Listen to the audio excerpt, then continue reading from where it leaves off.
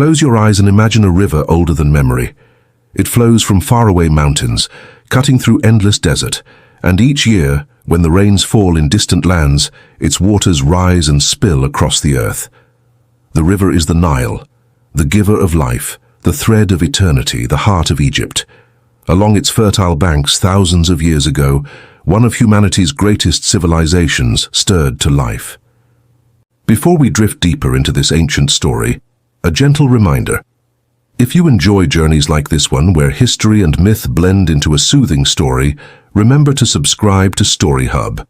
That way you'll never miss a tale as we travel together through the world's great civilizations. Now let us return to the Nile. For the ancient Egyptians, the river was more than water. It was the very breath of the gods. Each flood was not simply a natural event, but a sacred renewal, the tears of Isis or the blessings of Osiris falling upon the earth. The Nile turned desert into garden, its black soil feeding villages, its steady rhythm shaping calendars, rituals, and dreams. From these waters rose myths that explained not only the river, but the universe itself. At the dawn of creation, they said, there was only the dark, formless sea, none. Out of this vast chaos rose a single mound of earth, and upon it appeared the sun god, Ra. His light pierced the darkness, bringing warmth, order, and life. From him flowed the other gods, Shu the air, Tefnut the moisture, Geb the earth, Nut the sky. Together they wove the tapestry of existence. Among the most beloved tales was that of Osiris, Isis, and Horus. Osiris, the just king, brought order and agriculture to the land. His brother, Set, consumed by jealousy, plotted his downfall. In treachery, Set trapped Osiris in a chest and cast him into the Nile, then tore him apart, scattering his body across Egypt. But Isis, wife and goddess of magic, gathered the pieces with unyielding devotion, breathing life back into her husband, long enough to conceive their son, Horus. Horus grew to challenge Set, avenging his father and restoring balance to the land. This cycle, death, rebirth, struggle, and renewal, was not just myth. It was a mirror of the Nile's own rhythm, the eternal rise and fall of its waters. It was also a reflection of life itself, the promise that from loss came renewal, and that order could rise again from chaos. As the centuries passed, small villages along the Nile grew into kingdoms. In Upper Egypt, where the river narrows between cliffs, leaders built power on control of water and land. In Lower Egypt, where the Nile spreads into its great delta, other rulers emerged. For a time they competed, each claiming to be the chosen of the gods. But unity would come: a single pharaoh, wearing both the white crown of the south and the red crown of the north. Tradition remembers this unifier as Narmer or Menes, who bound the two lands together around 3100 BCE. With unification came the idea that would define Egypt for millennia, the pharaoh as divine king. The ruler was not merely a man, but Horus on earth, the bridge between gods and people, the guarantor of balance, what the Egyptians called Ma'at. Ma'at was truth, justice, order.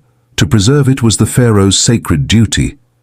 As long as he ruled with strength and fairness, the Nile would flood, the sun would rise, and the cosmos would remain in harmony. Picture the early Egyptians watching the sky each dawn as Ra's sunboat rose above the horizon, scattering darkness. To them, every sunrise was a victory of order over chaos, a cosmic battle repeated endlessly. Life itself was fragile, held together by ritual, prayer, and the pharaoh's power. Even in these earliest times, the Egyptians built monuments to eternity. Mastabas, flat-roofed tombs, rose above the sands, their walls painted with scenes of daily life and offerings for the dead. The afterlife, they believed, was not a shadowy realm, but a continuation of earthly joys, provided one's heart was judged pure in the Hall of Osiris. The dead carried spells, charms, and prayers with them, written on papyrus or carved into stone, guiding them safely through the perils of the underworld. As you drift into the rhythm of this tale, imagine walking along the Nile in 3000 BCE. The air is warm, the river glitters under the sun, and reeds whisper in the breeze. Farmers guide plows drawn by oxen. Priests chant hymns by small shrines. Fishermen cast nets from wooden boats. Smoke curls from hearths. Children chase each other across dusty courtyards, and in the distance, a young king inspects his fields, a double crown upon his head. Life flows with the river, steady and eternal. The myths of Ra, Osiris, and Isis shaped every ritual, every carving, every dream of these people. Their faith was not separate from their lives, but woven into each moment. To plant grain was to honor Osiris. To light a lamp was to greet Ra. To tell a story by firelight was to keep alive the eternal battle between Set and Horus. It is here, on these riverbanks, that the foundations of ancient Egypt were laid. The myths, the rituals, the crowns, the vision of the pharaoh as divine guardian. From these beginnings would rise pyramids that touched the sky, temples that dazzled with color, and a civilization that endured for over 3,000 years. As you drift deeper into sleep, imagine the calm waters of the Nile under the moonlight. The reeds sway gently, a heron glides across the silver surface, and the stars above shimmer with the light of Ra's endless journey. In that stillness lies the heartbeat of ancient Egypt, eternal and serene. The Nile had given Egypt its heartbeat, and the gods had given it meaning. Kings, crowned as living Horus, were the guardians of order. And yet, for all their power, pharaohs too faced death. What then? Where would a divine king go when his body withered and his crown fell silent? The Egyptians had an answer. He would journey to the afterlife to join the eternal gods, to sail with Ra in the sunboat across the heavens. But for such a journey, a king needed more than prayer. He needed a house of eternity, a resting place strong enough to outlast the centuries. Thus began one of the most astonishing chapters in human history, the age of pyramids. It began with simple mastabas, flat-roofed tombs of brick and stone, but ambition soon demanded more. Around 2650 BCE, a brilliant vizier named Imhotep, serving Pharaoh Djoser, dreamed of a tomb that would rise toward the sky. Layer upon layer, he stacked stone mastabas until they formed the world's first great pyramid, the Step Pyramid at Saqqara. Picture it, a vast staircase of stone gleaming in the sun, its steps leading upward as if toward the gods themselves. Around it, courtyards and temples spread like a sacred city, where priests performed rituals for the king's eternal spirit. For the people of Egypt, it was more than a tomb. It was a promise that their pharaoh would live forever, and through him, so would they. This bold vision set the stage for what came next, the true pyramids of the Old Kingdom. Pharaoh Sneferu, restless and ambitious, perfected the art of pyramid building. His architects experimented, raising the bent pyramid, with its angles changing midway, and then the red pyramid, smooth and triumphant. These became prototypes, showing the way toward something greater still. That greater dream was realized by his son Khufu, known to the Greeks as Cheops. On the plateau of Giza, Khufu commanded the building of a pyramid so immense, so perfect, that it would endure as one of the 7 wonders of the ancient world, the Great Pyramid. Imagine its construction. Tens of thousands of workers, not slaves but farmers employed during the Nile's flood season, hauling limestone blocks across ramps. Each block weighed tons, yet they fit together with astonishing precision. Slowly, layer by layer, the pyramid rose until it stood nearly 500 feet tall, its sides aligned to the cardinal points, its surface once gleaming white with polished casing stones. At its heart lay hidden chambers, passages angled to the stars, for the Egyptians believed the soul of the pharaoh would rise to Orion and Sirius to dwell among the gods. The pyramid was not simply a tomb, it was a cosmic machine, built to transform a king into an eternal star. Nearby other pyramids followed, Khafra's pyramid, with the mysterious Great Sphinx guarding its approach, a lion's body with the head of a pharaoh staring across the desert, and Menkaur's smaller pyramid, dignified and elegant. Together they formed a sacred landscape, temples, causeways, tombs, all aligned with the heavens, all designed to ensure eternity. As you picture this scene, imagine standing at Giza, around 2500 BCE. The air hums with the sound of chisels and wooden sleds dragging stone. Priests chant hymns to Ra as workers haul blocks in unison. Dust rises in golden sunlight, And far above, the pyramid's peak glitters like the sun itself. It is a vision of ambition, faith, and cosmic purpose, unlike any the world had seen. The pyramids became the defining symbol of Egypt's Old Kingdom, often called the Age of the Pyramids. Pharaohs such as Djoser, Sneferu, Khufu, Khafra, and Menkaure etched their names into eternity with these monuments. But their grandeur was not only about power. They reflected a belief shared by all Egyptians, that death was not the end but a doorway. Inside the tombs, walls were inscribed with pyramid texts, the earliest religious writings in the world. They spoke of spells, prayers, and instructions for the king's soul, how to navigate the dangers of the underworld, how to stand before Osiris for judgment, how to ascend to the stars. They whispered promises of rebirth, echoing the eternal cycle of the Nile. Life for ordinary Egyptians during this time also reflected the rhythm of eternity. Farmers grew wheat and barley, brewing beer that sustained both feasts and laborers. Craftsmen shaped jewelry from gold and lapis lazuli, carved statues of gods, and painted images of daily life on tomb walls. Families prayed for good floods, offering food to the gods at small household shrines. Their world was woven into the grand vision of the pharaoh's eternity. But even in this golden age, shadows grew.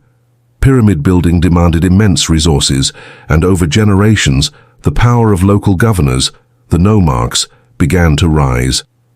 As the Old Kingdom waned, central authority weakened, famines struck, and Egypt fell into its first great crisis. The pyramids, eternal in stone, looked down upon a land divided and hungry. Still, their message endured. To later Egyptians, the pyramids were reminders of what their ancestors had achieved, symbols of both divine kingship and cosmic order. To us today, they stand as echoes of a people who believed that life was not fleeting, but eternal, that stone could hold faith against the desert winds. As you fall deeper into sleep, imagine lying beneath the shadow of the Great Pyramid. The stars glitter above, aligned with the pyramid's ancient passages. The desert is quiet, save for the whisper of wind over stone. In that stillness, you feel the weight of time, the dreams of countless souls who believed that eternity could be built, block by block, upon the sands of the Nile. The Age of Pyramids was more than an era. It was a declaration that humanity could reach for the heavens, that kings could live forever, that faith could shape stone into eternity. The pyramids of Giza stood eternal, their stones gleaming under the desert sun, but the kingdom that had built them faltered. The Old Kingdom, once powerful and united, crumbled beneath the weight of famine, political unrest, and the growing power of provincial governors. For centuries after Khufu and his heirs, Egypt entered a period of turmoil, what historians call the First Intermediate Period. Kingship weakened, the throne passed rapidly between dynasties, and the land fragmented into rival regions.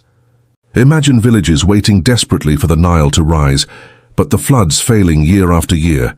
Fields turned to dust, granaries emptied, and hunger spread across the land. Without food, the promise of eternal order, Ma'at, seemed broken. Local rulers, the nomarchs, stepped in to protect their own provinces, carving Egypt into a patchwork of competing domains. The Great Pyramids still stood, but they looked down upon a kingdom adrift, its people uncertain, its gods silent. And yet, as in the myth of Osiris, death was followed by rebirth. From the city of Thebes in southern Egypt, a line of rulers rose with new strength. Around 2050 BCE, Mentuhotep II reunited Upper and Lower Egypt, restoring order after more than a century of division. With his reign began the Middle Kingdom, an era of renewal often remembered as Egypt's classical age. The Middle Kingdom was not about building monuments on the scale of the Great Pyramid. Instead, it was about restoring balance to a weary land. Pharaohs emphasized justice, fairness, and the welfare of their people. In stories and inscriptions, kings portrayed themselves not only as mighty rulers, but as shepherds guiding their flocks, protecting the weak. One text, the instruction for King Merikare, counsels a ruler to feed the hungry, protect the widow, and care for the poor.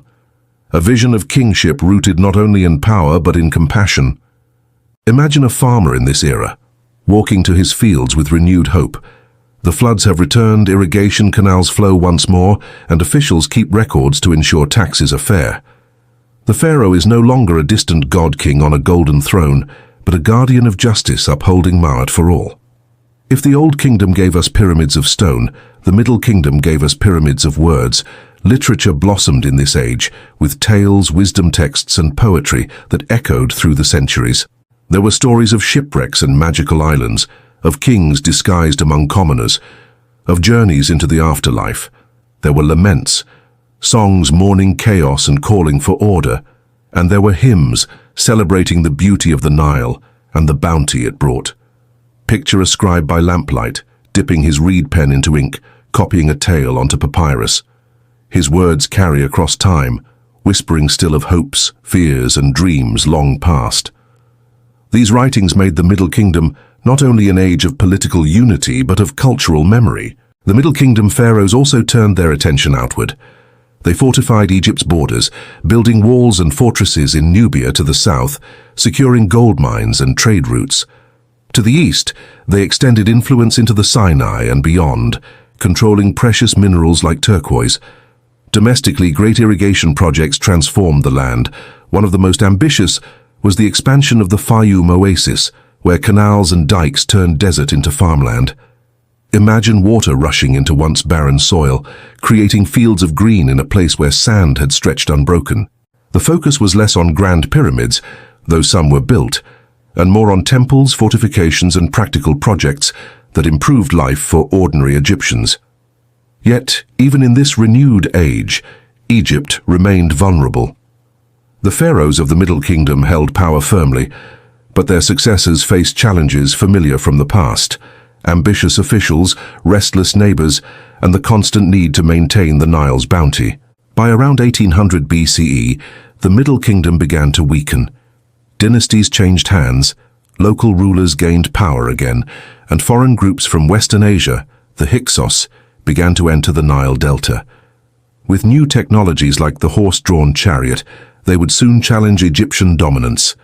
The Middle Kingdom slipped into decline, giving way to another age of uncertainty, the Second Intermediate Period. Still, the Middle Kingdom left behind a legacy of balance and humanity. If the Old Kingdom was about building monuments to kings, the Middle Kingdom was about building a vision of justice and shared order. Its texts gave voice to people's hopes and fears.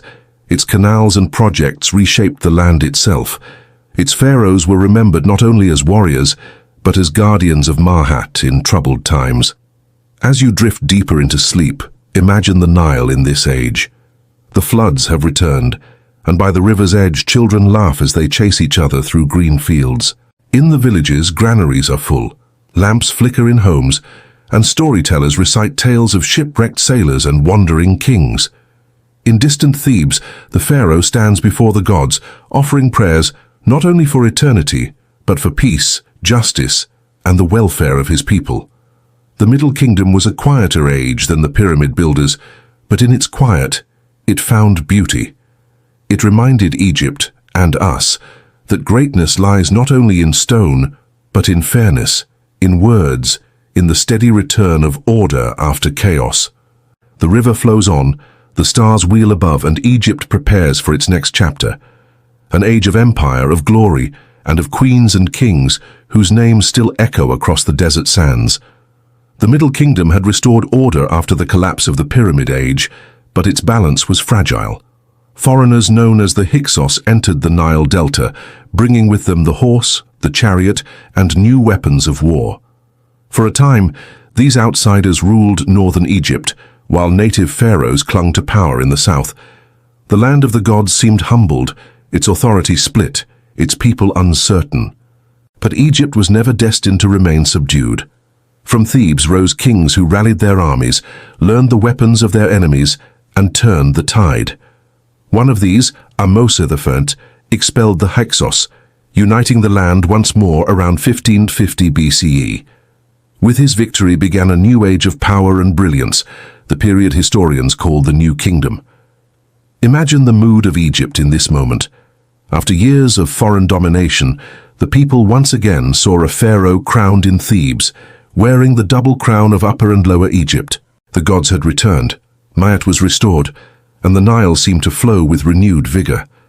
Confidence swelled, and Egypt looked not only inward but outward, determined to secure its borders and expand its reach.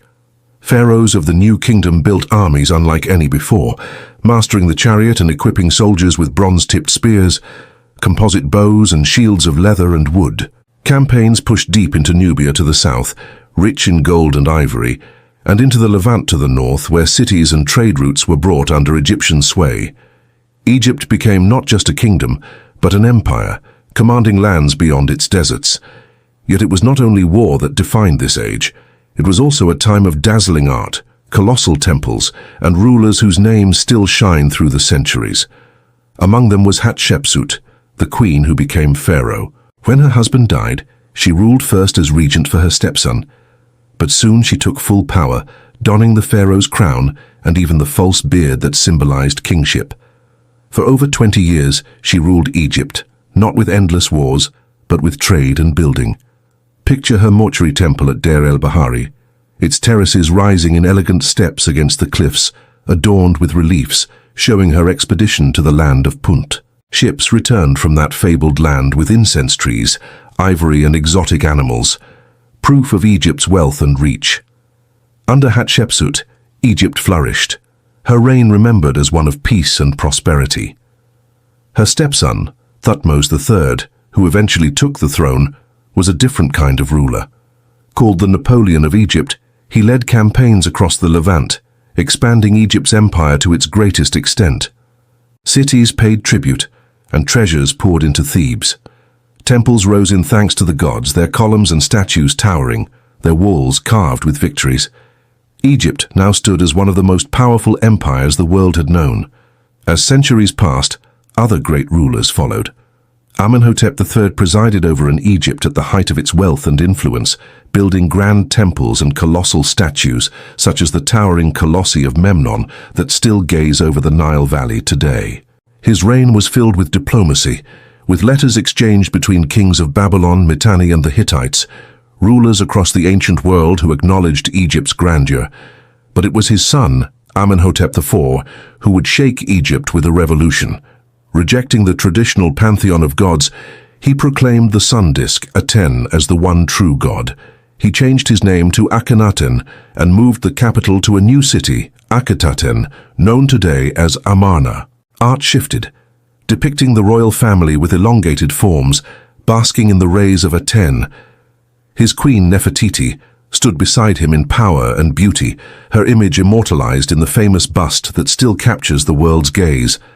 For a time, Egypt lived under this new vision, but it was fragile. After Akhenaten's death, the old gods returned. The boy king Tutankhamun restored the temples of Amun and the traditions of the past. Though he died young, his name would become eternal millennia later, when his tomb was discovered almost untouched in the Valley of the Kings, its golden treasures dazzling the modern world with a glimpse of Egypt's ancient splendor. And then came Ramses II, known as Ramses the Great, perhaps the most celebrated of all pharaohs. His reign lasted over 60 years, filled with monumental building and epic battles. At Kadesh, he faced the Hittites in one of history's largest chariot battles. Though neither side claimed full victory, the encounter led to one of the world's first recorded peace treaties. Ramses declared himself triumphant, carving scenes of his heroism on temple walls, ensuring that posterity would remember his valor. Under Ramses, Egypt's monuments multiplied. Temples at Karnak and Luxor expanded into sprawling complexes of stone and columns. At Abu Simbel, statues of the king himself, each towering over 60 feet tall, gazed out from the cliffside, eternal guardians of Egypt's southern frontier.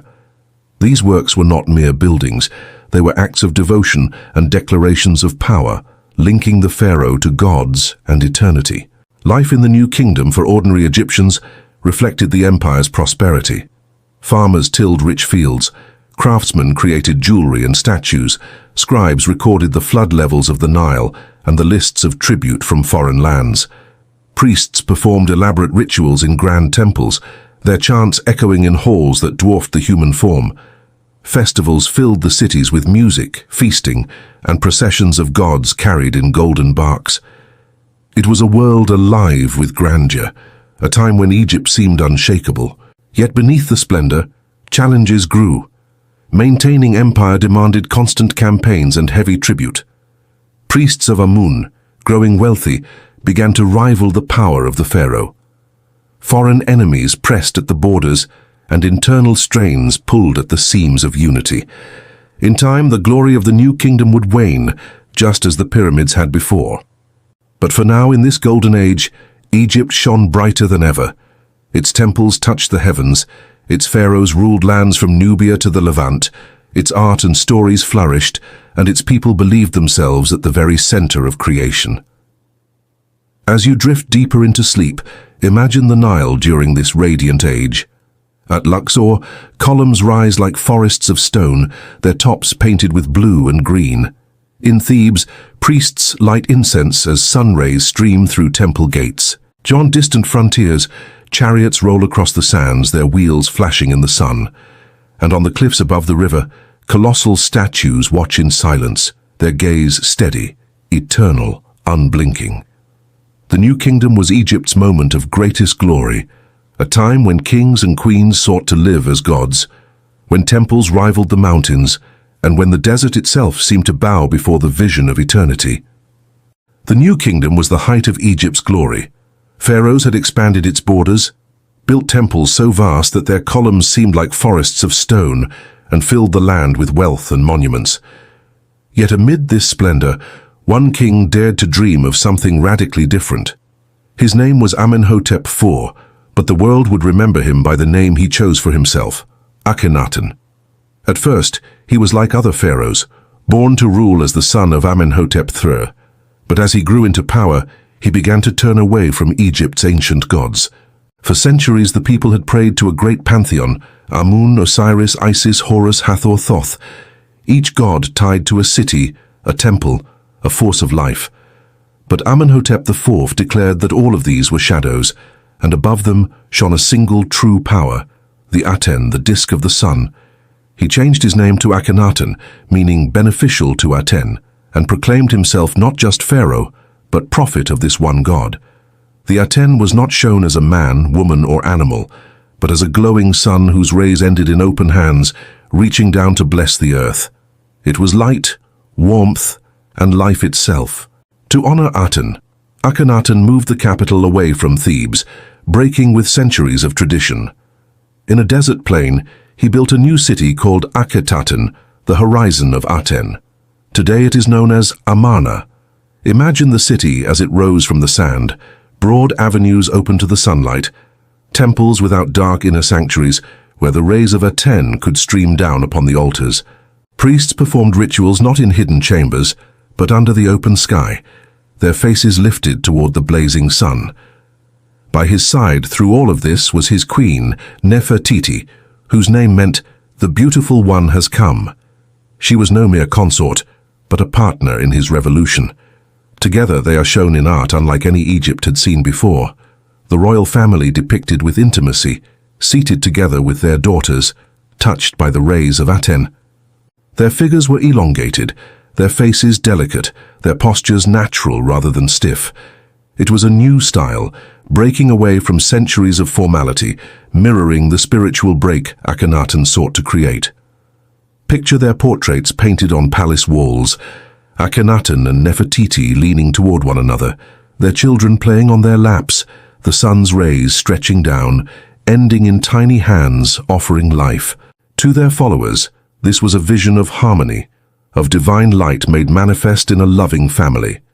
To their critics, it was heresy, a rejection of Egypt's ancient gods, a betrayal of Amun, whose temples had long dominated Thebes. For a time, Akhenaten's revolution thrived. Temples of Amun were closed, their names chiseled from inscriptions. The priests who had once wielded enormous power were stripped of influence. In their place, Aten's worship was centralized around the pharaoh himself, who claimed to be the sole mediator between God and people. Egypt's empire still stretched far, but Akhenaten seemed more devoted to his vision than to foreign conquests. Letters from vassal states in Canaan and Syria pleaded for military aid, but often went unanswered. For Egypt's neighbors, this was a time of weakness. And yet within Egypt, life in Amarna was alive with art, devotion and sunlight. The city was filled with statues and reliefs of Akhenaten and Nefertiti, their forms graceful and radiant. Hymns to Aten were sung, praising the sun's daily journey, describing its rays as giving life to all lands, to Egyptians and foreigners alike. It was perhaps the first glimpse of a universal God in Egyptian thought, one not tied to a single city or people, but shining upon all creation. But revolutions seldom last forever.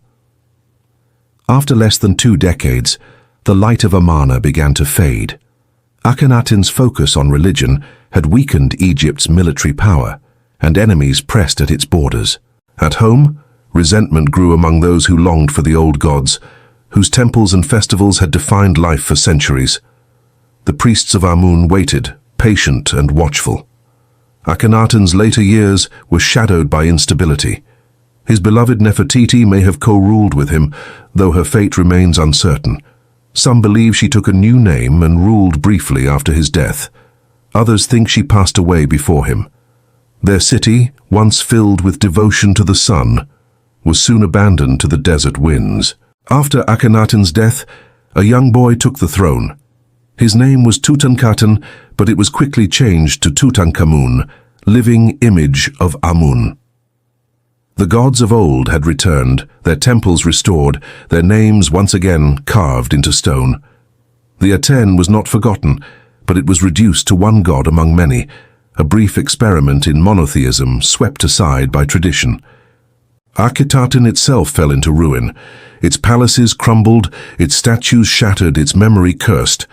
Later kings erased Akhenaten's name from king lists, calling him the heretic. To them, his reign was a dangerous deviation, best forgotten. And yet, as you drift into sleep, imagine the city of Amarna at its height. The sun blazes above, its rays falling upon wide courtyards filled with offerings. The royal family appears in procession, their forms bathed in golden light, their people bowing before them. The air shimmers with heat, and the horizon glows with the brilliance of Aten. For a brief moment, Egypt dreamed of a single god, a god of light, whose rays touched every being under the sun. Though Akhenaten's vision was erased, its memory survived in fragments. Hymns praising the sun, images of intimacy and warmth, a new way of seeing divinity. And in that memory lies the enduring reminder that even the greatest civilizations are shaped not only by tradition, but by dreamers who dare to imagine a different order. The revolution of Amarna was short-lived, but its story endures. It tells us of a king who sought to remake his world, a queen whose beauty and power became legend, and a moment when Egypt's eternal order trembled under the blazing light of a single sun. The city of Amarna faded under the desert sun. Its temples, once open to the sky, stood silent, their altars abandoned. The heretic pharaoh Akhenaten had died, his vision of the Aten collapsing with him.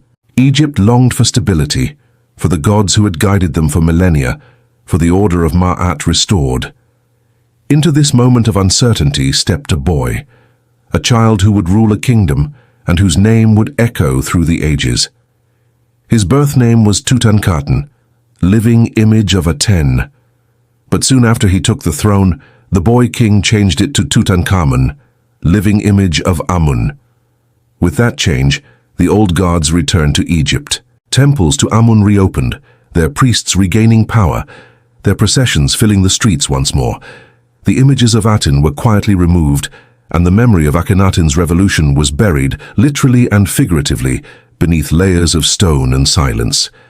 Tutankhamun was no older than 9 when he became pharaoh, a child seated on the throne of the two lands, guided by advisors and generals who ruled in his name. Picture him in a grand hall, barely taller than the throne itself, wearing a crown that gleamed in gold, his eyes wide with both fear and wonder. Around him stood seasoned officials, whispering counsel, ensuring that Egypt's traditions were restored. Though his reign was short, lasting less than a decade, Tutankhamun became the symbol of rebirth.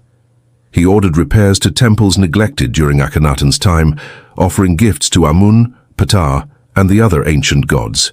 Inscriptions spoke of him as the restorer of harmony, the child king who healed Egypt's wounds after the heresy of Aten. His name, carved into temple walls, was a reassurance to the people that the eternal order had returned. Beyond religion, life in Egypt during Tutankhamun's reign flowed as it always had. Farmers sowed wheat in the black soil left by the Nile's flood. Craftsmen worked gold and lapis into jewelry, carved wooden statues of gods, and painted tomb walls with scenes of daily life. Scribes kept records of harvests, officials collected taxes, and soldiers guarded Egypt's borders. The boy king's image was present everywhere, though the true reins of power rested with his advisors. Tutankhamun himself, fragile and perhaps plagued by illness, was not the mighty warrior pharaoh of legend. Studies of his remains suggest he suffered from physical ailments, possibly a clubfoot and other health challenges. And yet, even in frailty, he carried the weight of divine kingship. His presence, however slight, allowed Egypt to believe that Ma'at had been restored. But Tutankhamun's reign ended as suddenly as it began. Around the age of 19, the young pharaoh died. The cause remains a mystery that has haunted historians for centuries.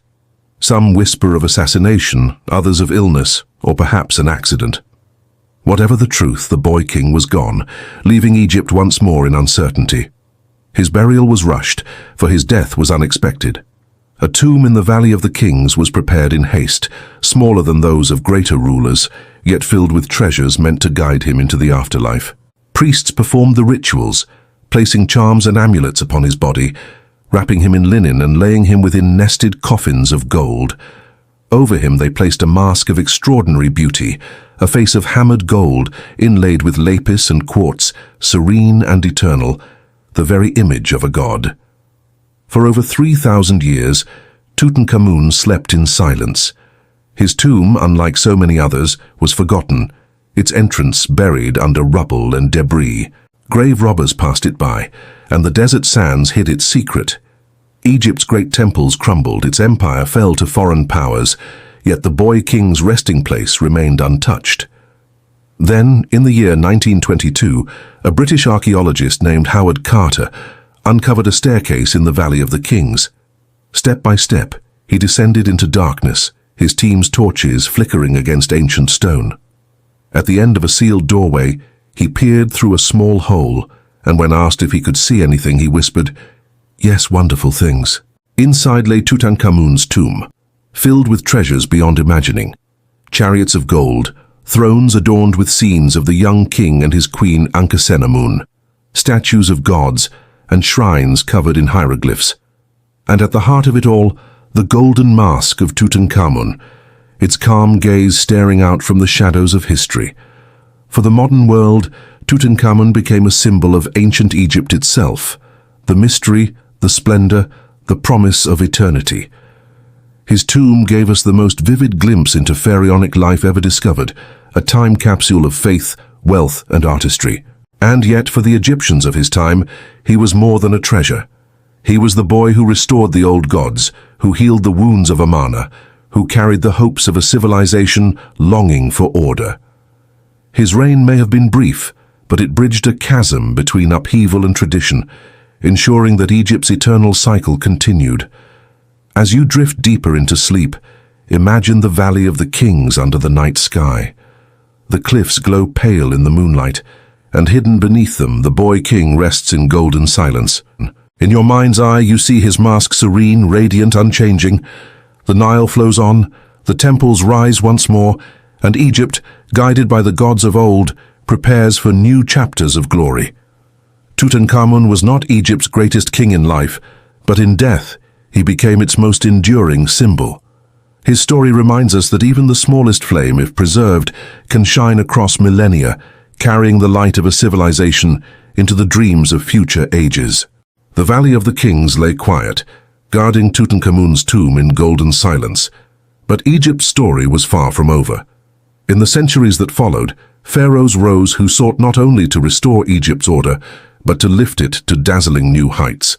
Among them, one name shines above all others, echoing across the ages with a majesty few could match. His name was Ramses II, remembered simply as Ramses the Great. He came to the throne in the 13th century BCE, inheriting a land already powerful but facing new challenges. To the north, the Hittite Empire of Anatolia grew strong, clashing with Egypt's ambitions in Syria and Canaan. At home, Egypt was filled with temples, cities, and people who looked to the pharaoh as the living embodiment of the gods. Into this stage strode Ramses, young, confident, and destined to reign for an astonishing 66 years, longer than nearly any other pharaoh. Imagine him as a youth, barely in his 20s, already leading armies into battle. His chariot thunders across the desert, golden horses racing forward, his bow in hand. Soldiers march behind him in disciplined ranks, banners fluttering, their voices raised in hymns to the gods of war. From the very beginning, Ramses presented himself as a warrior king, a protector of Egypt's borders, a figure whose very presence promised victory. The most famous of these campaigns came early in his reign, against the Hittites at the Battle of Kadesh. It was one of the largest chariot battles the world had ever seen. Thousands of soldiers clashed, the thunder of hooves shaking the earth. Ramses himself, caught in an ambush, fought with furious bravery, driving back the enemy with the strength of a god. Though the battle ended in a stalemate, Ramses declared it a triumph, carving scenes of his valor into temple walls across Egypt.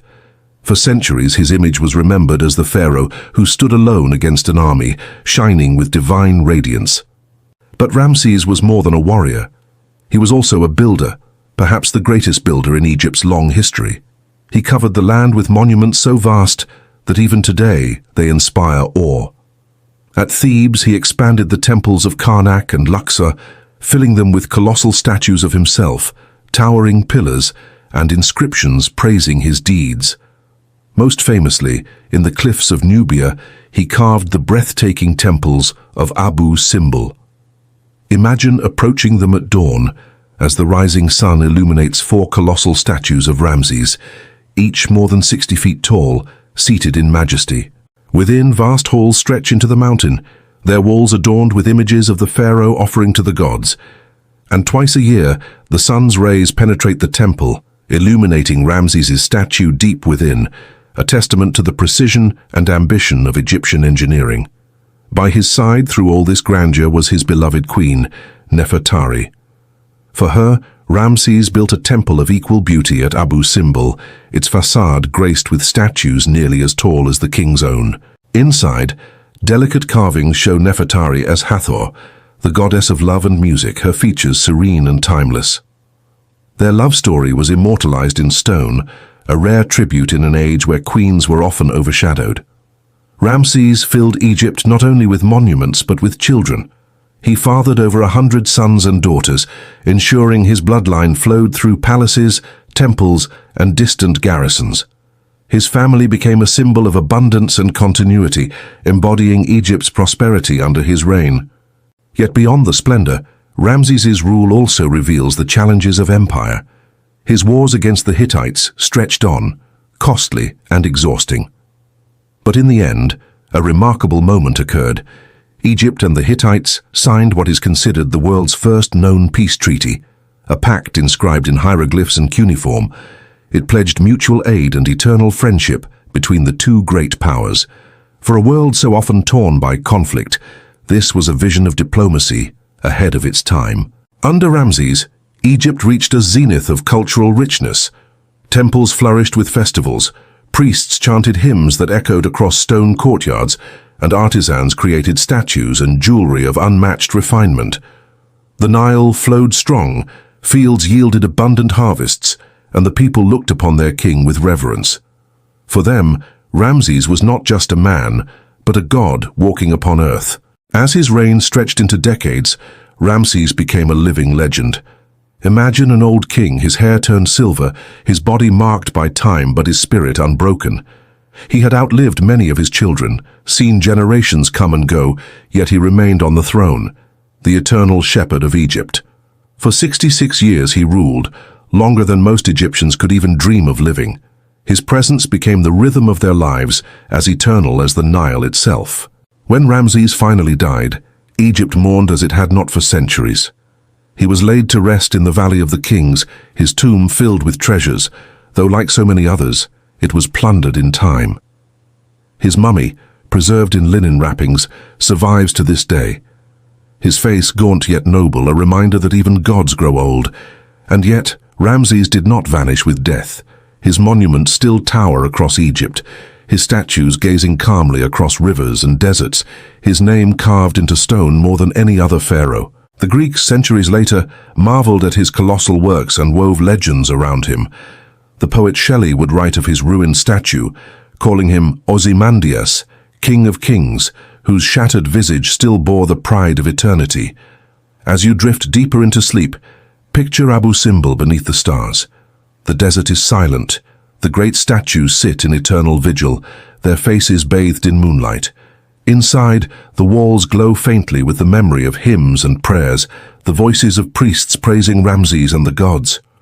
The river flows, the sands shift, but Ramses endures, a king who dreamed of eternity, and in stone and story achieved it.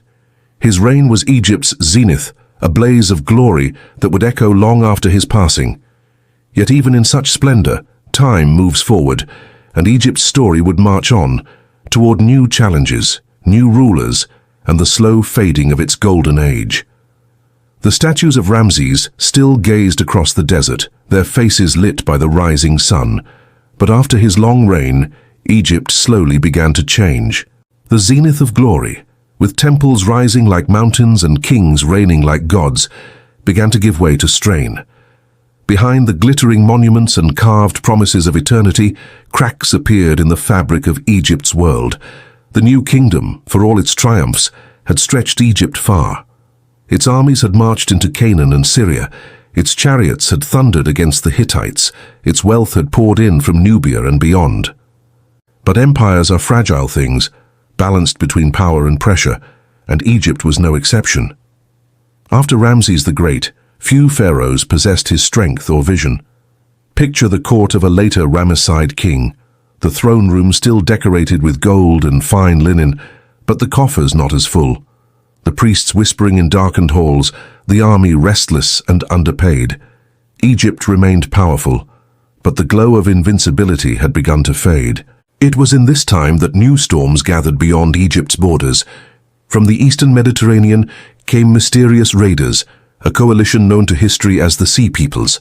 Their origins remain uncertain, perhaps from Anatolia, perhaps from the Aegean, but their impact was undeniable. They swept across the Levant, toppling kingdoms, burning cities, and striking terror wherever they went. Even mighty Egypt felt their fury. Imagine the Nile Delta, its marshes alive with the sounds of battle. Egyptian chariots race across the plain, archers loosing volleys of arrows, ships clashing along the coast. Pharaoh Ramses III, one of the last great kings of the New Kingdom, fought desperately to repel the Sea Peoples. With skill and determination, he defeated them in great battles on land and sea, preserving Egypt's independence. But the cost was heavy, draining resources and leaving the kingdom weakened. Within Egypt itself, power began to shift. The priests of Amun, centered in Thebes, grew rich and influential, their temples owning vast estates, their voices carrying weight equal to that of kings. In the north, at Tanis and the Delta cities, rulers struggled to maintain control.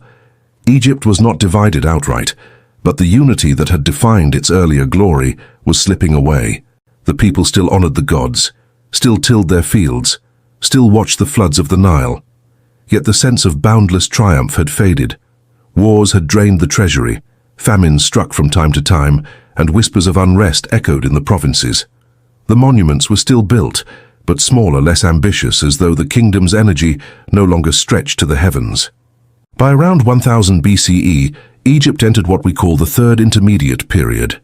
Pharaohs still ruled, but their authority was fractured. Local rulers held sway in different regions, Nubian kings rose to power in the south, and foreign mercenaries became a fixture in the army. The image of the eternal, all-powerful pharaoh grew dim, replaced by a patchwork of competing powers. Picture an Egyptian scribe of this era, writing carefully on papyrus by lamplight. His records speak of tax disputes, shifting rulers, and temple wealth. Gone are the boasts of conquests stretching into distant lands. Instead, there is an air of survival, of maintaining what little remains. The grandeur of empire has given way to the struggle to endure, and yet Egypt was never fully extinguished. Even as its power waned, its culture remained luminous. Temples to Amun and Ra still echoed with chants, festivals still filled the streets with music and dances, and the people still placed offerings in tombs for their beloved dead. Egypt endured, if not in glory, then in resilience. But foreign eyes now gazed more hungrily upon the Nile. To the west, Libyan tribes pressed into Egypt's borders. To the south, Nubian kings looked northward, claiming descent from Egypt's own gods. And from the east, Assyrian armies began to rise, their chariots and iron weapons carving empires that dwarfed even Ramses' reach. The pharaohs of this later age often allied with some and resisted others, but the weight of foreign powers grew heavier. Egypt, once the conqueror, became the prize. As you drift towards sleep, imagine the Nile in these later days. The river still gleams under the moonlight.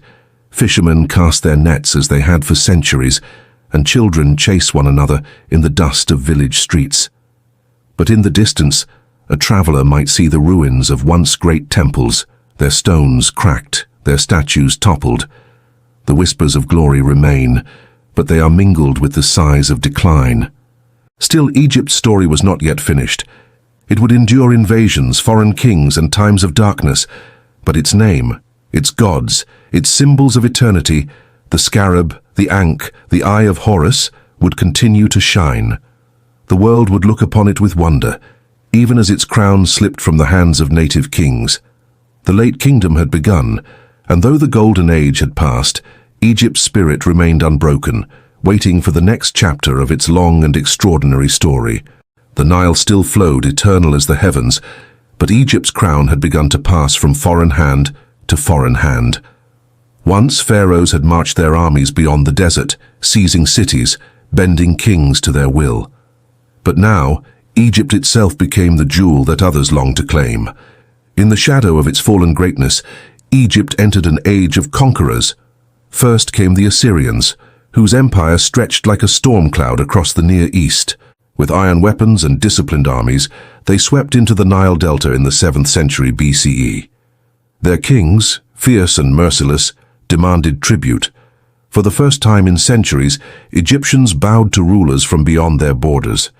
Imagine the streets of Memphis under Assyrian rule, soldiers in heavy armor marching through the city gates, scribes recording tribute in foreign tongues, the temple priests whispering prayers to Amun while iron-clad overseers watched.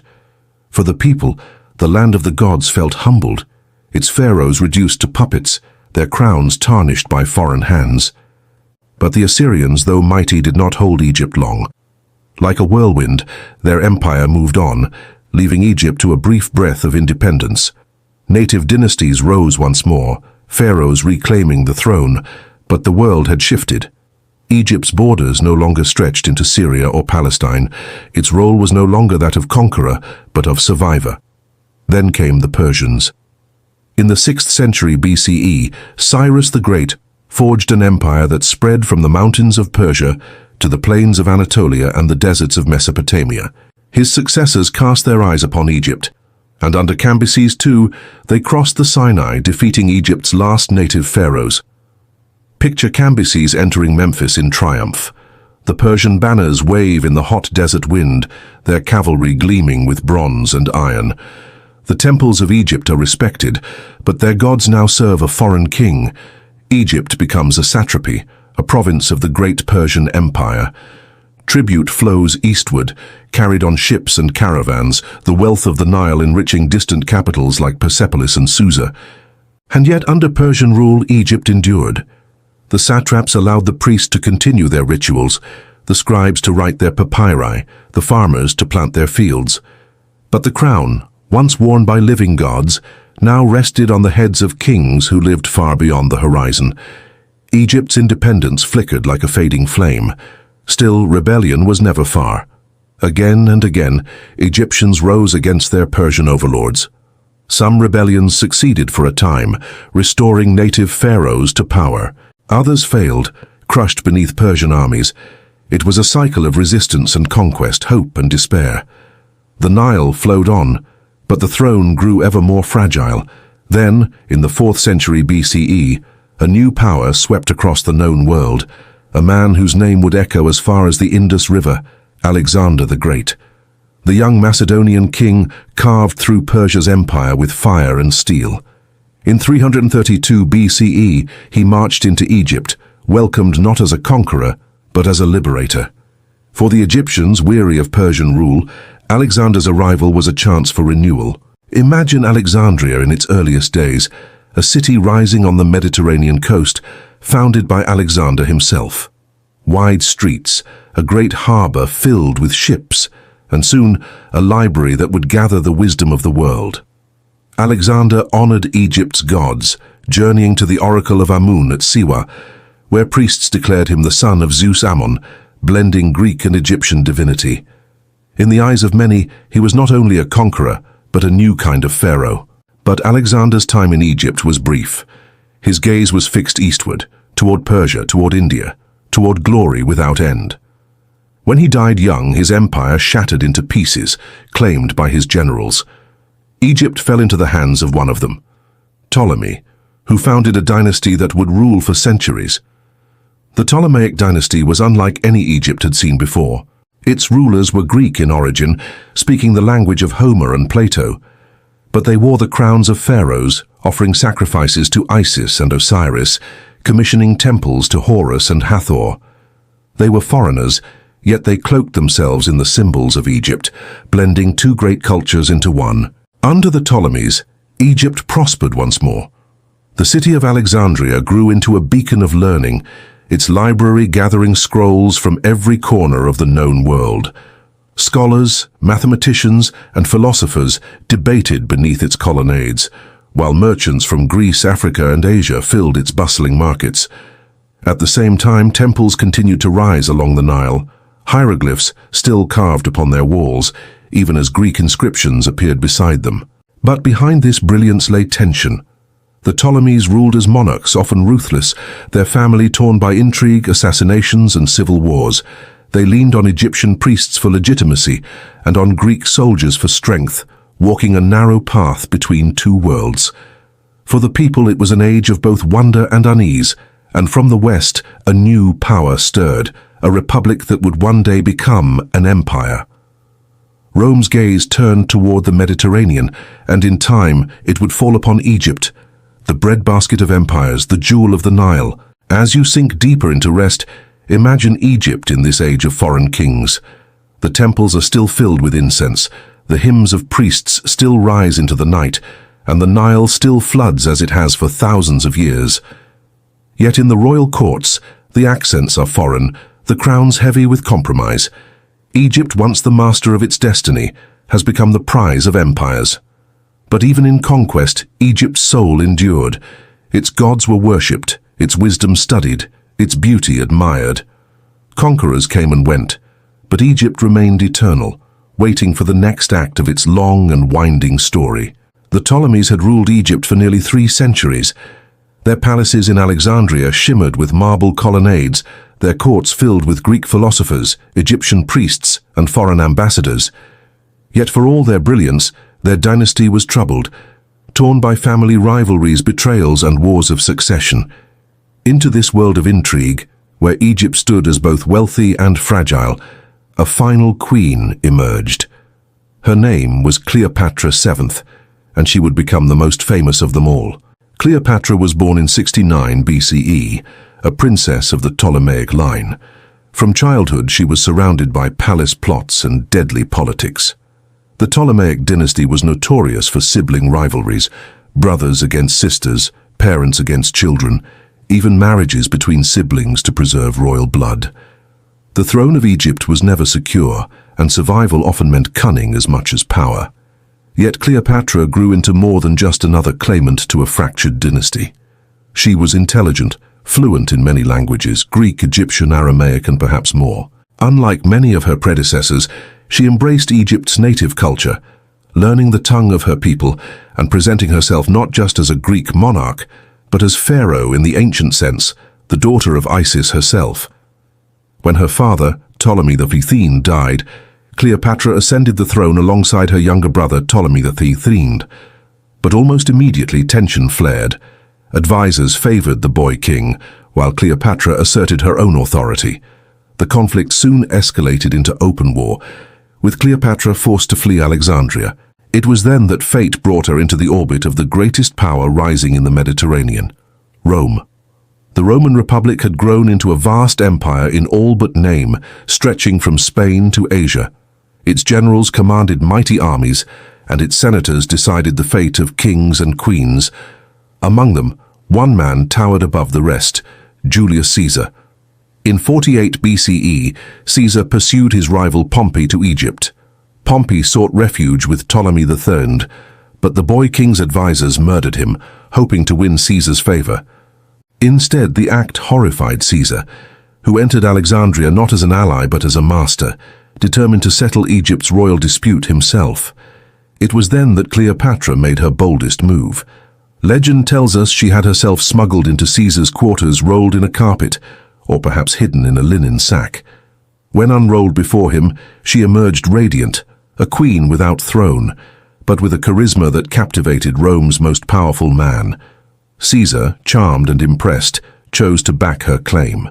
Imagine the palace halls of Alexandria at this moment, Roman soldiers clashing with Egyptian factions, the city's streets echoing with shouts and steel, while within the royal chambers, Cleopatra and Caesar forged an alliance, political, romantic, and destined to change history. With Caesar's support, Cleopatra triumphed. Her brother Ptolemy III drowned in the Nile during the conflict, and Cleopatra reclaimed her throne, now ruling with another younger brother, Ptolemy XV, though in truth, her power was secure. Soon after, she bore Caesar a son, Caesarion, whom she named Ptolemy XV. To Cleopatra, this child symbolized not only dynastic continuity, but the blending of Egyptian and Roman power. For a time, Cleopatra sailed the Nile with Caesar, showing him the wealth of her kingdom, the temples, the festivals, the majesty of Egypt. To the Egyptians, she appeared as Isis reborn. To the Romans, she was the exotic queen who had captured their general's heart. But Rome's politics were treacherous.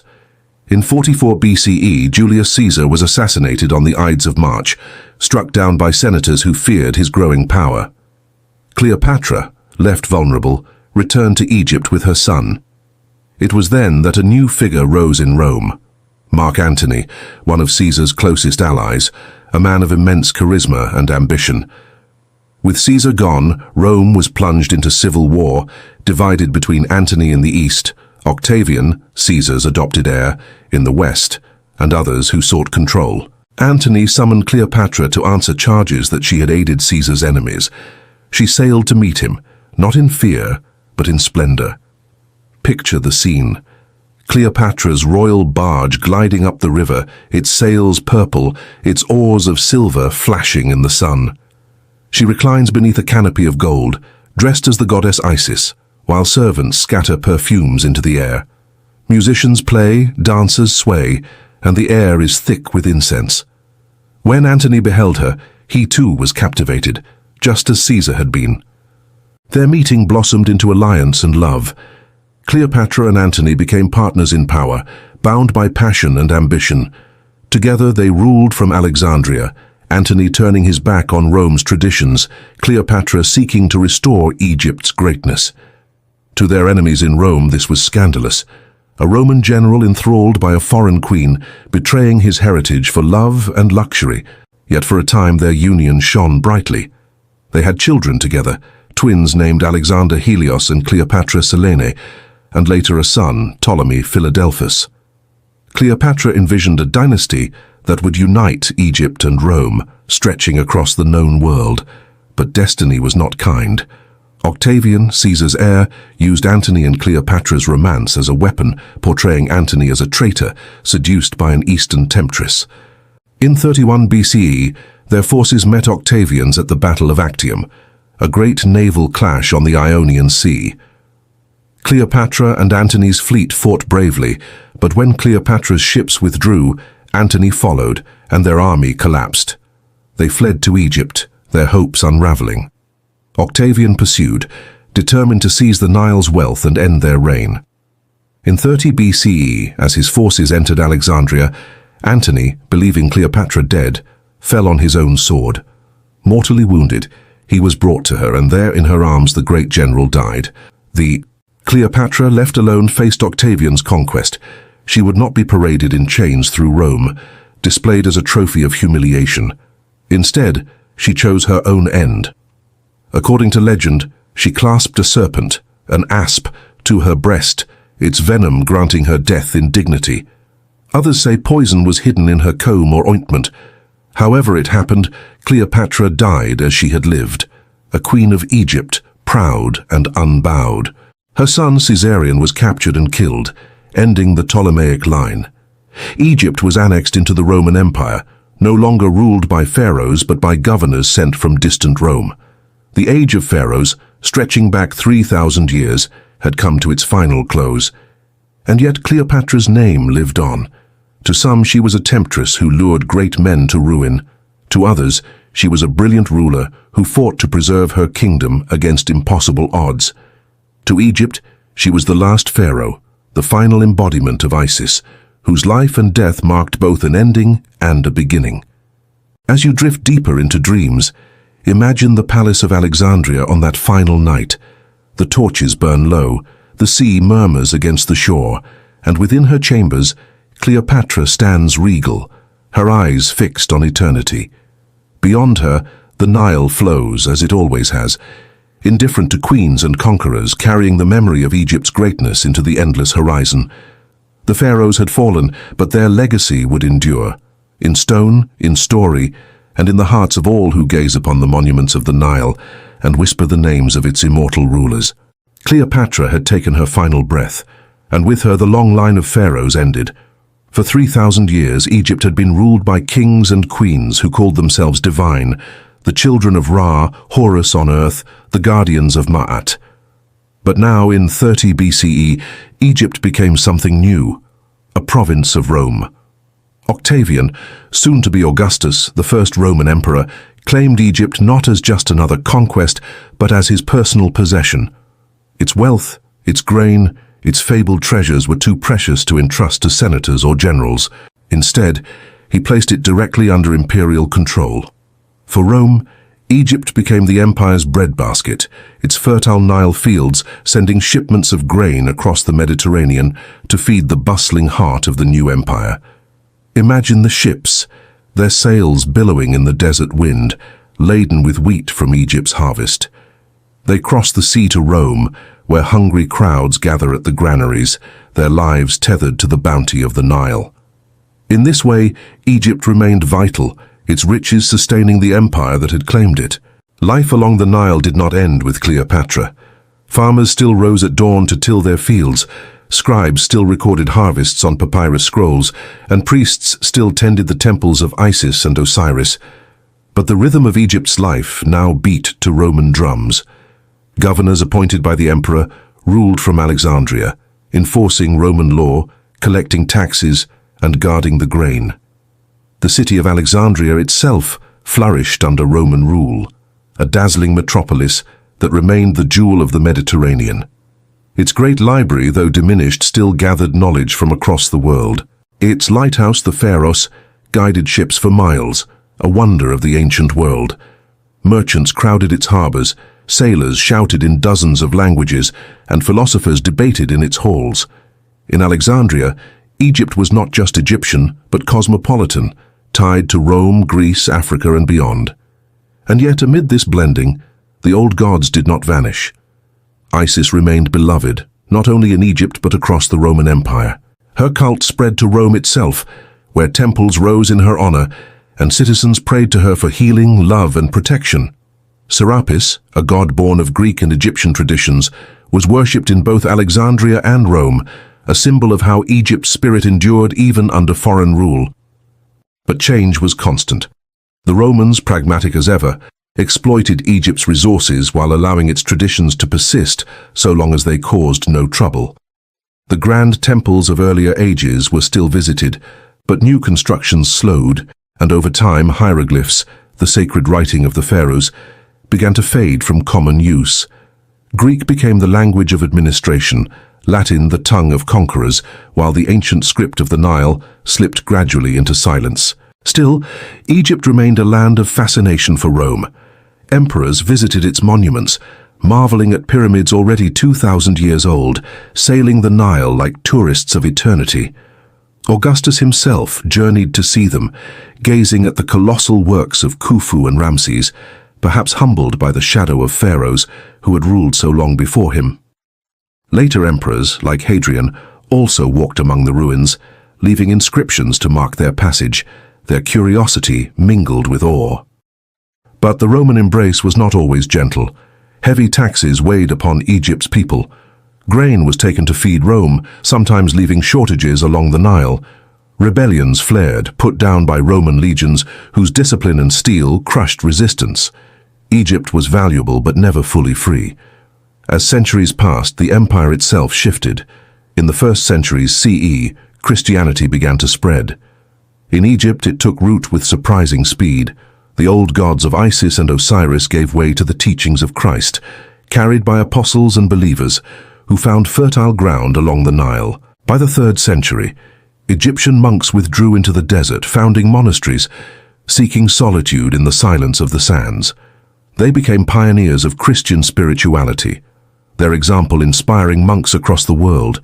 Imagine a monk in the desert, wrapped in a simple cloak, sitting before a cave lit by starlight. The pyramids loom in the distance, silent and eternal, while he prays to a new God, seeking wisdom in the stillness of the night. In this way, Egypt transformed again, its ancient land embracing a new faith that would reshape the world. The decline of Rome touched Egypt too. By the 4th century, the empire strained under invasions, economic troubles, and shifting power. Alexandria became a battleground of ideas, where pagan philosophers, Jewish scholars, and Christian leaders debated fiercely, sometimes clashing in violence. Temples closed, their gods declared false, their hieroglyphs forgotten. The last known hieroglyphic inscription, carved at Philae in 394 CE, marked the quiet end of a script that had endured for millennia. By this time, Rome itself was splitting into East and West. Egypt fell under the control of the Eastern Roman, or Byzantine Empire, ruled from Constantinople. It remained a prized possession, its grain still vital, its trade routes still rich. But the age of the pharaohs was now a memory, their names whispered in myths, their monuments looming as silent witnesses. And yet, even under Roman and Byzantine rule, Egypt's soul did not vanish. The Nile still flooded, renewing the land each year. Farmers still planted and harvested, just as their ancestors had done in the time of Khufu. Children still played in the shadow of temples, unaware that their games echoed those of children thousands of years before. Life continued, as steady as the river itself. As you drift towards sleep, picture Alexandria at night under Roman rule. Lanterns glow in the harbor, ships sway gently in the tide, and the lighthouse beam cuts through the darkness, guiding sailors home. In the streets, people speak Greek, Latin, and Egyptian, their voices mingling in a chorus of worlds. Temples stand beside churches, old gods beside new faiths, and above it all, the stars shine, as they did for the pharaohs, as they would for the Caesars, as they do for us. Egypt was no longer the master of empires, but it remained eternal. Its story did not end with Cleopatra, nor with Rome, but flowed onward, like the Nile, carrying echoes of the past into the endless horizon of time. The story of Egypt did not end with Rome, nor even with the Byzantines. For more than 3,000 years, the Nile had carried kingdoms and empires upon its waters, and it would continue to do so as the world changed once again. When the Roman Empire split, Egypt became part of the Byzantine world, ruled from Constantinople. Churches rose where temples once had stood, and the land of the pharaohs became one of the early strongholds of Christianity. Picture Alexandria in those centuries, the city still bustling, its harbor alive with ships, its markets filled with spices, silks, and papyrus scrolls. The great lighthouse still shone, though the fabled library had long since been diminished by wars and fires. Bishops led prayers in magnificent basilicas, while monks withdrew into the desert, carving monasteries into the rocks, seeking silence and closeness to God. Egypt became a cradle of monasticism, its deserts echoing not with the chants of Amun, but with the psalms of Christian ascetics. Yet the Byzantine grip was heavy. Taxes were harsh, and religious divisions cut deep. Many Egyptians followed the Coptic Church, which clashed with the official doctrines of Constantinople. Tension brewed and resentment stirred, even as the Nile continued its eternal rhythm. It was into this world that a new faith arrived, sweeping across deserts and mountains with astonishing speed. In the 7th century, Islam emerged in Arabia under the Prophet Muhammad, and after his passing, his followers carried its message far beyond the peninsula. Within decades, armies and preachers alike spread the new faith, and their path soon led to Egypt. In 641 CE, the Arab general Amr ibn al-As marched into the Nile Valley. The Byzantine forces resisted, but the will of the empire was weakened, distracted by wars elsewhere. Alexandria, jewel of the Mediterranean, eventually surrendered. Egypt, after centuries under Rome and Byzantium, entered a new chapter under Islamic rule. For many Egyptians, weary of Byzantine taxation and religious disputes, the arrival of the Arabs was not merely a conquest, but a transformation. The new rulers allowed the Coptic Christians to keep their faith, though under new conditions, while Islam slowly spread across the land. Arabic replaced Greek as the language of administration, and in time it became the tongue of Egypt itself. The ancient hieroglyphs had long since fallen silent, but now a new script flowed across papyrus and parchment, elegant curling lines of Arabic verse. Imagine Cairo in its infancy, for it was under the Arabs that a new capital rose. Fustat, the first Muslim city of Egypt, grew upon the banks of the Nile. Its mosques rang with the call to prayer, its markets buzzed with merchants from across the Islamic world, and its people lived at the meeting point of Africa, Asia, and the Mediterranean.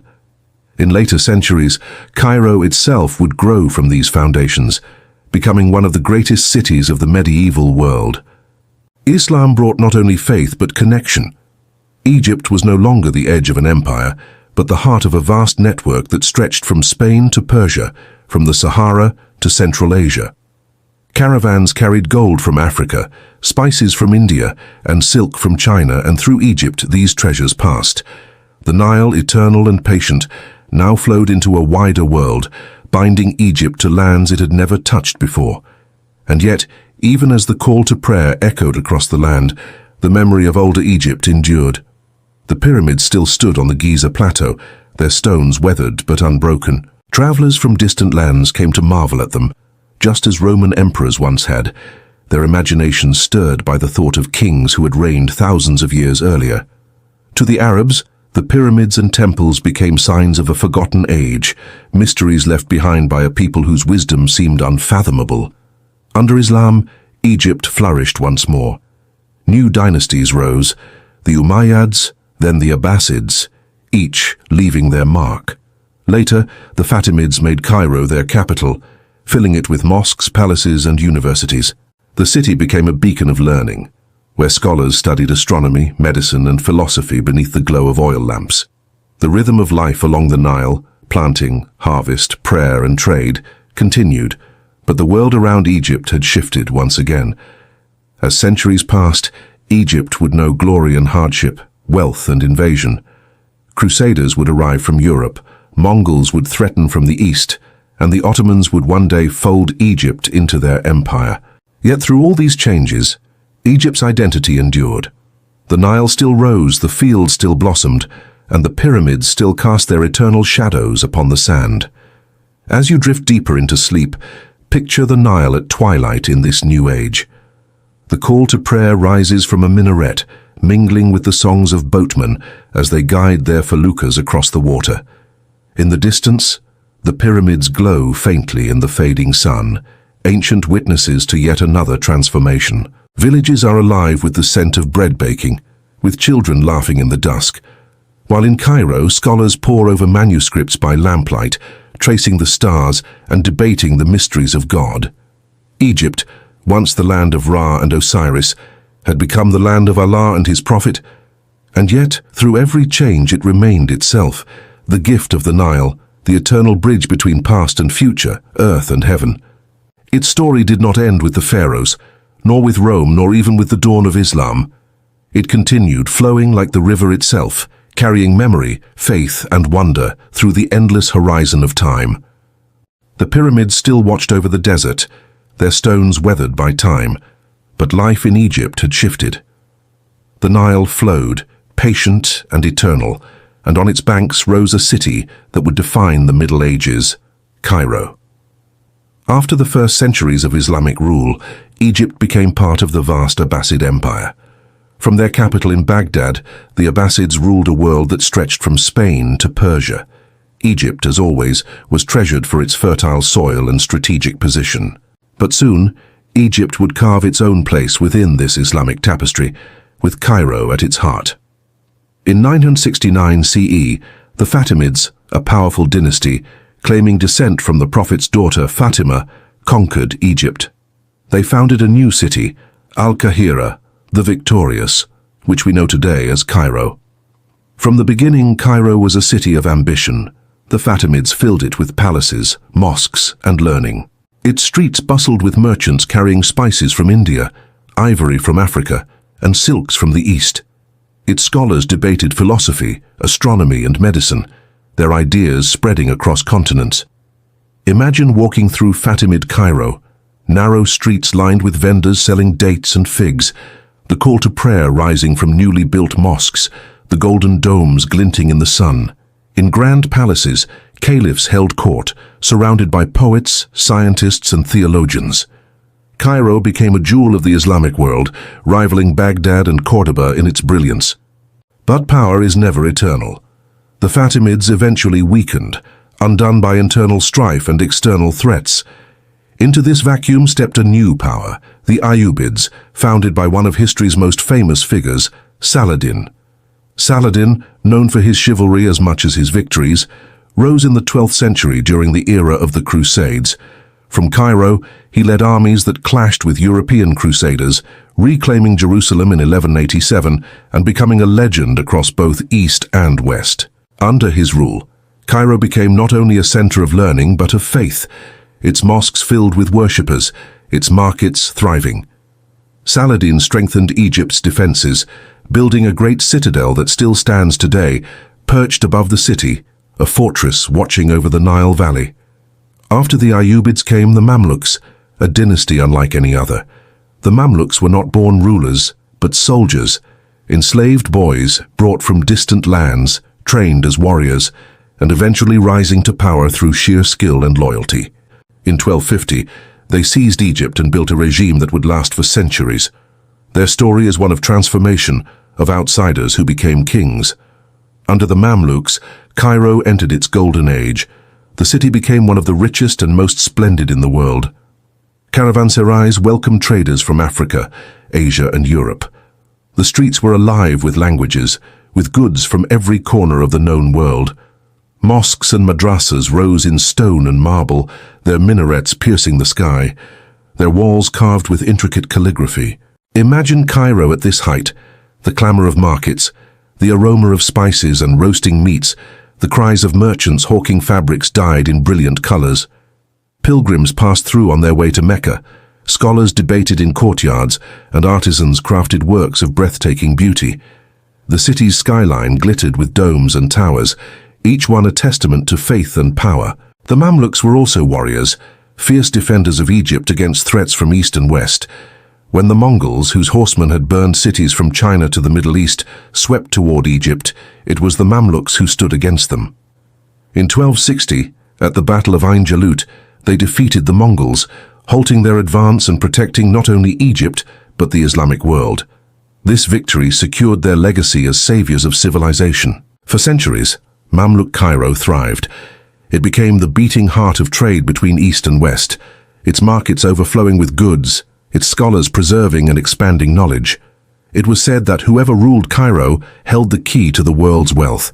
Even travelers from faraway Europe marveled at its splendor, describing it as a city of wonders. Yet, like all great dynasties, the Mamluks too faced decline.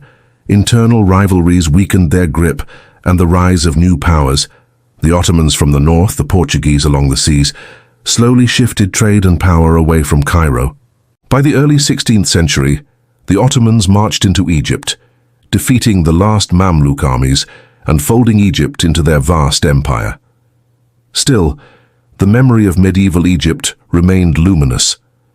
The Fatimids had given Cairo its name, Saladin had filled it with strength and faith, and the Mamluks had made it into one of the greatest cities the medieval world had ever seen. As you drift deeper into rest, picture Cairo in those days. Lanterns flicker in winding streets, the air rich with music and the laughter of children. Minarets rise like spears of light into the night sky, their call to prayer echoing across the Nile. In the citadel, soldiers stand watch, their armor glinting in the moonlight, while below the city hums with life, a tapestry of cultures and faiths woven together. Egypt had changed from the time of the pharaohs, but it was no less radiant. Its story had moved from pyramids to palaces, from hieroglyphs to Arabic verse, from pharaohs to caliphs and sultans. And yet, through it all, the Nile still flowed, carrying with it the eternal memory of a land that had always been and would always be extraordinary. The minarets of Cairo still gleamed in the sun, the pyramids still cast their shadows on the desert sands, and the Nile still flowed, patient and eternal. Yet the dawn of the modern world brought new storms to Egypt, as it always had. Waves of conquerors, seekers and dreamers who saw the Nile as the key to their own ambitions. In 1517, the Ottomans absorbed Egypt into their empire.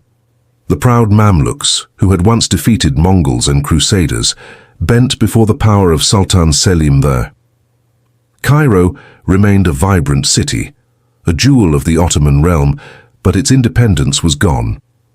Ottoman governors ruled from the citadel, while Mamluk beys continued to hold local power under their suzerainty. For centuries, Egypt lived within this balance, a province of empire, but still the heart of Arab culture and commerce. Yet change was coming from beyond the horizon. In 1798, the silence of the desert was broken by cannon fire. Napoleon Bonaparte, the French general, sailed into Alexandria with an army of soldiers, scientists and artists. For the first time, Egypt faced Europe not only as a trading partner, but as a conqueror. The French occupation was short-lived, but it left a deep mark. Napoleon's scholars studied the temples and monuments, copying inscriptions and sketching statues. Out of their work came the birth of modern Egyptology, the rediscovery of Egypt's ancient past. Imagine French soldiers marching along the Nile, their uniforms dusty, their cannons rolling past villages that had known the same rhythms of farming for thousands of years. Behind them, men with notebooks and brushes carefully recorded hieroglyphs carved in stone, capturing mysteries that would one day unlock the voice of the pharaohs. For the first time in millennia, the world's eyes turned again to the grandeur of ancient Egypt. After the French departed, another leader rose in Egypt, Muhammad Ali Pasha, an Albanian officer in the Ottoman army. By 1805, he had seized control and begun to transform Egypt into his own kingdom in all but name. He modernized the army, built factories, introduced new crops, and sought to make Egypt a regional power once again. His dynasty would rule for more than a century, balancing tradition with modernization, the Nile's eternal rhythms with the world's restless change. In the mid-19th century, the dream of linking east and west through Egypt became reality. In 1869, the Suez Canal opened, carved through the desert to connect the Mediterranean to the Red Sea. For thousands of years, Egypt had been the crossroads of worlds. Now it became the literal bridge between Europe and Asia. Ships from Britain, France and beyond passed through its waters, carrying silk, spices and coal. The canal made Egypt invaluable, but also vulnerable. Foreign powers hungered for its control. The British soon tightened their grip, seizing effective control of Egypt in 1882, though leaving the Khedives, Muhammad Ali's descendants, as figureheads. For the Egyptians, it was another age of foreign dominance. Yet Cairo remained alive, its coffeehouses buzzing with debate, its mosques filled with prayer, its streets bustling with life. Egypt endured, as it always had, even under foreign eyes. The 20th century brought new upheavals. In World War I, Egypt became a British protectorate, its soldiers and resources drawn into the conflict. After the war, nationalist movements surged, calling for independence. In 1922, Egypt was declared a sovereign kingdom, though British influence lingered. Kings ruled in gilded palaces, but their power was often limited by foreign interests and domestic unrest. Amid these struggles, Egypt's ancient past returned to the world stage in dazzling form. In 1922, the tomb of Tutankhamun was uncovered by Howard Carter, its treasures shining with gold and mystery. Once more, the boy king captured the imagination of millions, and Egypt's name was whispered in wonder across the globe. The pharaohs, long buried, had returned to life in the minds of all who saw their legacy. As the century marched on, Egypt became a focal point of modern history. In 1952, a revolution led by young army officers swept away the monarchy, ending the rule of kings. Out of it rose Gamal Abdel Nasser, a leader who sought to free Egypt from foreign influence, modernize the nation and unite the Arab world. His voice thundered across radios, his image filled newspapers, and for many Egyptians he was a new kind of pharaoh, not divine, but a symbol of pride and independence. Under Nasser, the Suez Canal was nationalized, sparking international crises, but cementing Egypt's sovereignty. The high dam at Aswan was built, taming the Nile's floods that had shaped Egyptian life since time immemorial. The dam symbolized progress, but it also marked the end of a rhythm that had defined the land for thousands of years. No longer would the river's annual flood dictate the cycles of planting and harvest. Egypt was modern now, its ancient ways yielding to technology. The decades that followed brought triumphs and trials. Wars with Israel in 1956, 1967 and 1973 shook the nation as Egypt stood at the center of Middle Eastern conflict. Leaders rose and fell, Nasser, then Sadat, then Mubarak, each leaving their imprint on Egypt's story. The nation struggled with poverty, politics and identity, but through it all, the Nile continued its steady flow, carrying the memory of every age upon its waters. Today, Egypt stands as a nation both ancient and modern. Skyscrapers rise above Cairo's bustling streets, while feluccas, the same simple boats of ancient times, still sail the Nile at sunset. Tourists gaze in awe at the pyramids, the Sphinx and the temples of Luxor, while millions of Egyptians go about their daily lives, working, praying, dreaming, as their ancestors did. As you close your eyes and drift toward rest, imagine Egypt at twilight. The call to prayer drifts across Cairo, mingling with the hum of traffic, the laughter of children, the murmur of the river. In the distance, the pyramids stand silent, their outlines glowing beneath the stars. They have watched over farmers and kings, conquerors and scholars, prophets and poets. They watched as Rome came and went, as Islam dawned, as Napoleon marched, as Cairo grew into a city of millions. And they watch still, as the story of Egypt continues, unbroken. For Egypt is not only the past, it is the present, and it will be the future. The Nile will keep flowing, the stars will keep shining, and the land that gave birth to pharaohs, pyramids, and prophets will endure as it always has, eternal, timeless, a gift of the river and the gods.